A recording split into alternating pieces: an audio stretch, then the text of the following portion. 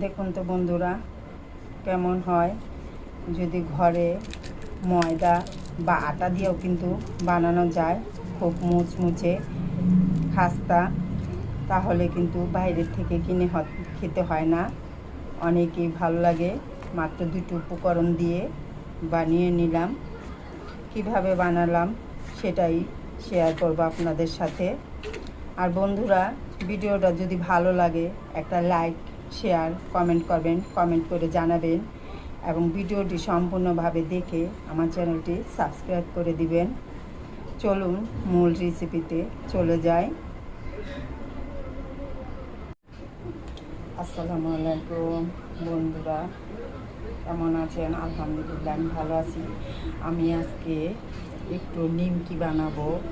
বাইরের নিমকি কিনে খাই, তাই ভাবলাম একটু নিজেই নিমকি বানাই। তাই এখানে একটু 1 বাটি ময়দা নিয়েছি। এটা কিন্তু আটা দিয়েও বানানো যায়। দেখুন 1 বাটি আটা নিয়েছি, মানে ময়দাটা দিয়ে দেবে একটু কালো জিরে,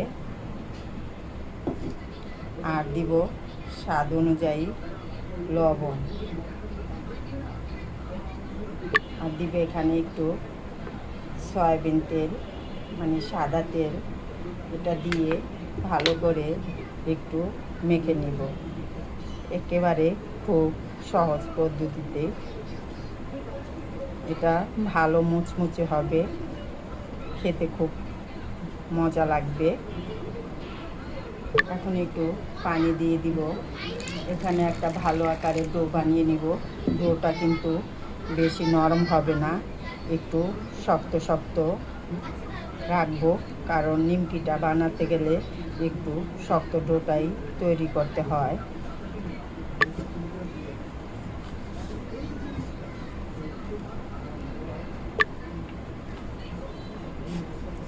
দেখুন একটা শক্ত ডো বানিয়ে নিয়েছি।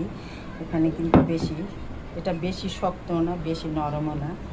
এইভাবেই কিন্তু ডোটা বানিয়ে নিলাম।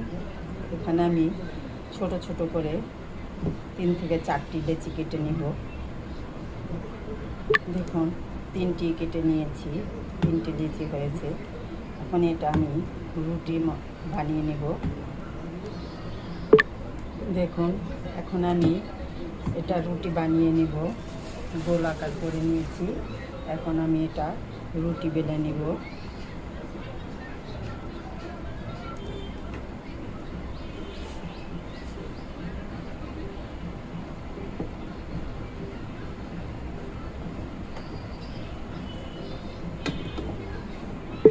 এই যে রুটিগুলো বেলে নিয়েছি, বেশি মোটাও না বেশি পাতলাও না, এরকম করে।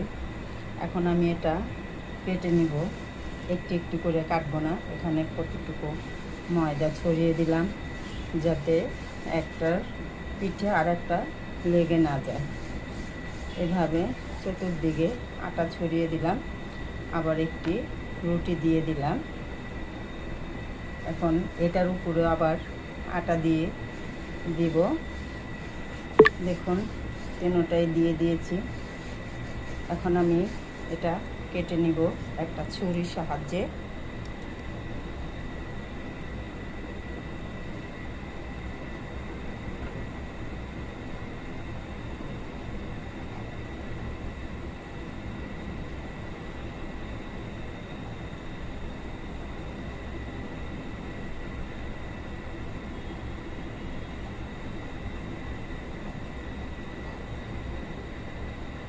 দেখুন 1 ধাপ কেটে নিয়েছি।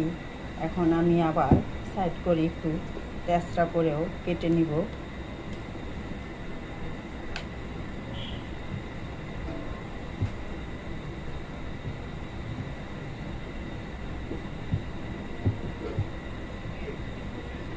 যে এইভাবেই আবারও সম্পূর্ণভাবে কেটে নিব।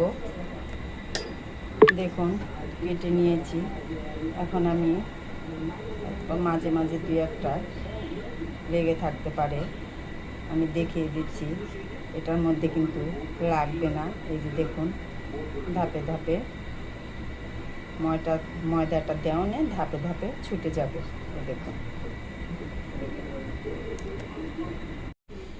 দেখুন সবগুলোই হয়ে গেছে আর কতটাই ঝরঝরা হয়েছে। এখন আমি ভাজতে যাব। আটা দিয়ে যখন মানে একটার উপরে একটা দেয় তখন কিন্তু লেগে যায় না। দেখুন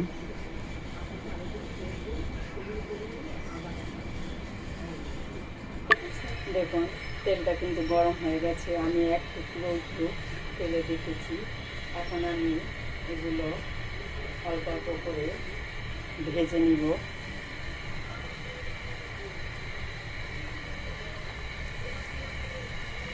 এই যে দেখুন ফুলে উঠেছে, দেখতেই পাচ্ছেন কতটা, মাশাআল্লাহ দেখুন অনেকটাই ফুলেছে।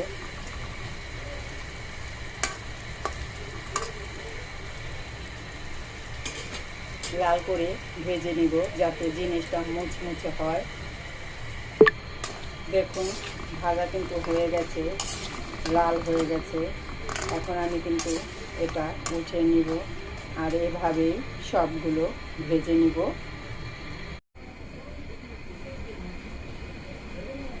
দেখুন এক থালা নিমকি বানিয়ে নিলাম।